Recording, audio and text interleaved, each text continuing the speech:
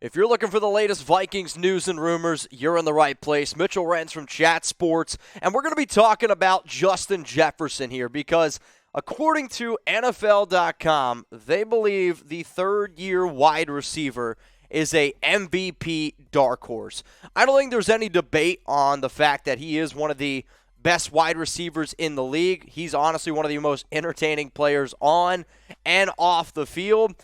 But a wide receiver has never won the NFL MVP award. And I'm not trying to sit here and say it's impossible because, of course, it is possible.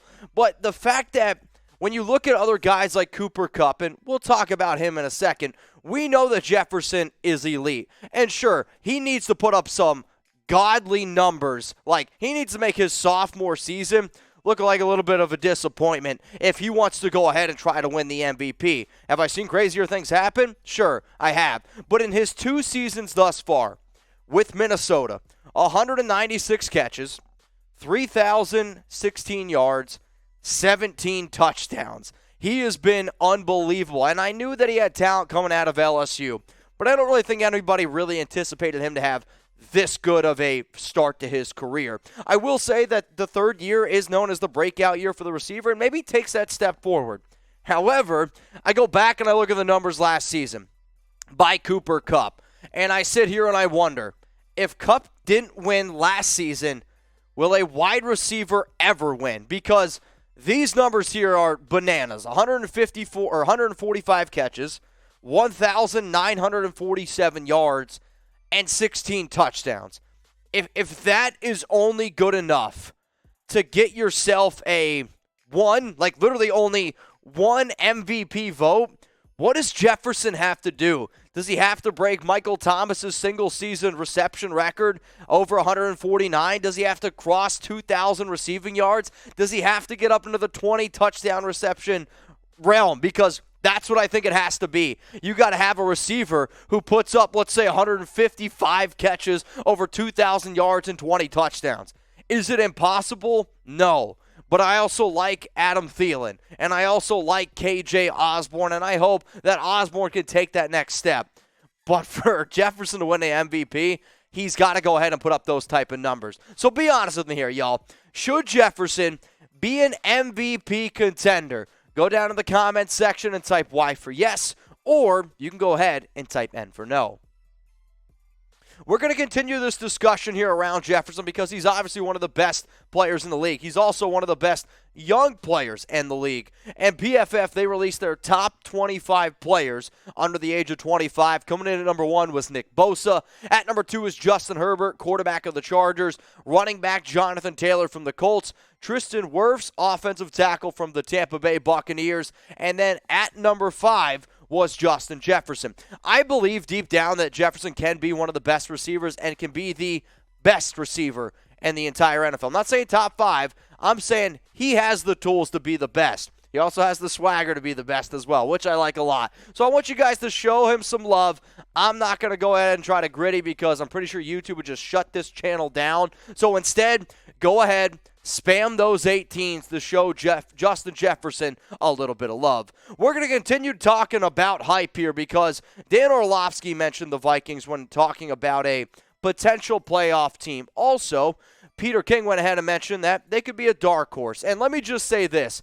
If Jefferson puts up those type of numbers, if the Vikings go ahead and they make the playoffs, I think the guy that wins MVP more likely than Jefferson is the quarterback, Kirk Cousins. Why? It's a quarterback-driven league. In terms of, is it a crazy world to think that the Vikings make the playoffs? No, it's not. Why? Because are the Packers still the best team in this division? You could obviously answer yes. They have back-to-back NFL MVP, Aaron Rodgers. But I did think Dan Orlovsky brought up a good point here in his tweet that said the Vikings will be a playoff team this season. They were 8-9 last year, had 1 loss by double digits, so only 1 blowout, if you will. 5 of those 9 losses were by a total of 13 points. New head coach, much improved offensive line. If Young's secondary plays improved, this is going to be a better football team. So essentially, I agree with a lot of the things that Orlovsky's saying. They only got blown out one time. You lost a lot of close games. You're hoping with a new coaching staff, you're hoping with some of these younger players that you win those close games. And if that happens, guess what? Then yes, you have a legitimate shot to make the playoffs. So in terms of what are some of the better offseason moves that Minnesota went ahead and made, they got a brand new GM. They hired Kwesi Adolfo-Mensah. I also like the addition of Kevin O'Connell as the head coach. Why? Not that I didn't like Zimmer. He did a lot of good things. But you could tell he was kind of at the end of his rope there. You go out, you signed Zadarius Smith, you added Jordan Hicks, and then you went ahead and you drafted the safety out of Georgia, Lewis Seen. So here are some of the better moves that they did, and you're hoping that this new regime can ultimately turn it around. And maybe not turn it around, but just win some closer games. And the gap between Green Bay and the Vikings last season was a lot bigger than what it is now. No disrespect to Bears fans, no disrespect to Lions fans out there. You're not in the discussion, to me, to win this division. So if you can win the division, you can beat out Green Bay and they take a step back. Obviously, that's going to help you out a lot. So what do you think, y'all? Will the Vikings make the playoffs? Type P for playoffs, or if you're like, you know what? Not going to happen.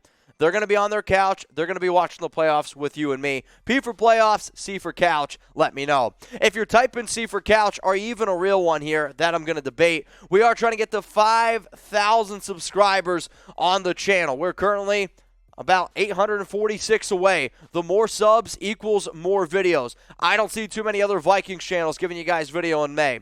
There probably won't be many in June or July. You know who will be around? We will. So don't miss anything. Hit that sub button. The offseason is all about the hype, right? We're talking about Justin Jefferson winning the MVP. We're talking about the Vikings making the playoffs. And out of all those, this one might be the one that makes me giggle the most. Kellen Mond, he's impressing offseason in May. If there's been a quarterback that hasn't impressed their coaches in May, I would be shocked. And I get that some people out there have said Mond was a good pick in round 3. I'm going to respectfully disagree. But apparently he's having a good spring. Yes, Kirk Cousins is still the guy, but this is what Kevin Connell had to say on his third-string quarterback. Yeah, Kellen's having a good spring so far, working incredibly hard, digesting the system. He made a couple of checks yesterday at the line of scrimmage that he wasn't prepared to do. He wasn't prepared play-by-play for hey, make sure on the 12 you're ready to do this. He just kind of instinctively did that. Those are the little things you look for, obviously. So what I essentially hear out of there as Kevin O'Connell is Kellen Mond's growing, which you're hoping that your young quarterback can learn the system, can digest a little bit more. And if you're going to pat Kellen on the back for making a check at the line of scrimmage, then I think that just kind of shows you where he was when he first came in. He's a backup quarterback in the NFL. And there's going to be a lot of people out there that are like, can you use him in my favorite saying, in a Taysom Hill type of role? No, he's not going to be that type of quarterback. He's your third stringer behind Sean Mannion. I'd rather have Sean Mannion run the offense over Kellen Mond. So you're going to see a lot of hype around him. Also, he's an athletic player. When you see athletes that go out there in their shorts and their T-shirt, yeah, they're going to look a lot more athletic than Kirk Cousins. But Cousins and Mannion are better quarterbacks. So let me know, will Mond ever start an NFL game? Type S for start, type B for bench. I will say that there is a chance because quarterbacks can get hurt. The only way, though, that an NFL team is going to give Mond a chance to start is if the starter and if the backup ends up going down. So I'm going to go ahead and say it's a B for bench. If you made it this far in the video and you want to disagree with me on my Kellen Mond takes, you can go ahead and do so. Maybe you guys think he's going to be the next starting quarterback for the Vikings.